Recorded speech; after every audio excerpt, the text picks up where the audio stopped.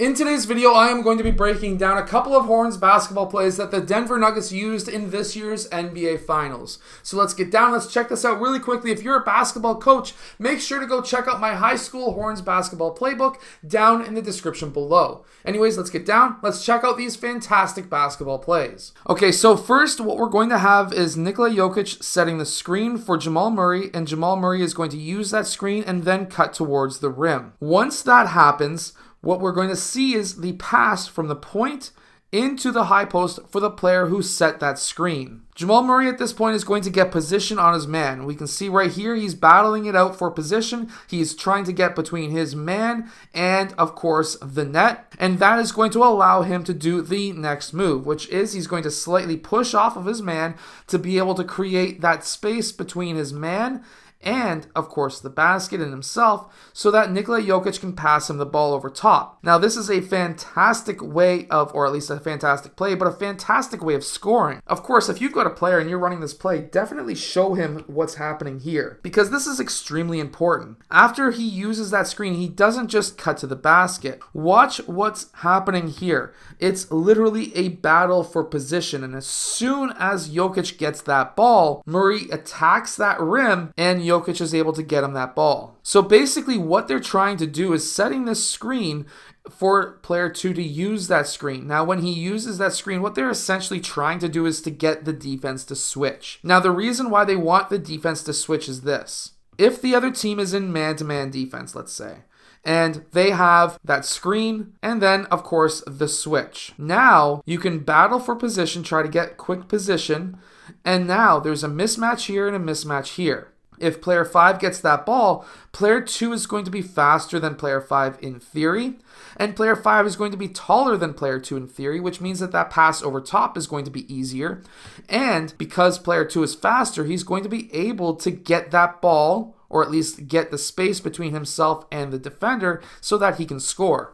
That is essentially what is happening here. In this next play, they're going to feed the ball into the high post. Now they've got their two bigs in the high post instead of it being a guard and a center. The other high post player, he is going to set the back screen for Jamal Murray or for your point guard. Once that screen is set, there's a couple of different options that happen here, and there's a few things that the ball handler has to do as well. And that is, first off, the screener, he can pop to the 3 as an option in case both of these defenders cover the man cutting towards the rim, in which case he would be open for a 3-point shot. That's number 1. Number 2 is the player with the ball has to do a pass fake to the man who's cutting towards the basket, because this is going to get defenders up into the air, as we can see right there. Now with Jamal Murray cutting towards the basket, there's a lot of different things that can happen with this defender, and of course the ball handler here has to be able to read what's happening here. If this man goes too far, this will be a skip pass out to the corner for a 3-point shot. If nobody covers the cutter, which is what we see here, this will be a pass down to the cutter, who will then go in for the layup or the dunk. If both of these guys drop off, then Gordon would be the one who's open for the 3-point shot. And if that pass did go through and he covered up, this would be an extra pass over to the corner for the 3-point shot from the corner, or he could cut one or the other. Something would happen there. We've seen all of these options during the finals. However, what we see in this play is the pass to Murray, because nobody was covering him and he was able to finish with the dunk. So basically what is happening here when we look at the clipboard is player 1 is going to be passing to player 5. Player 4 then sets that back screen on player 1, and player 1 cuts. When he cuts, this could be the option. That's what we see in this video. However, if player 4 switches off, now you're going to have the mismatch here, in which case these guys have to clear out, and player 4 now cuts to the basket because he has that mismatch.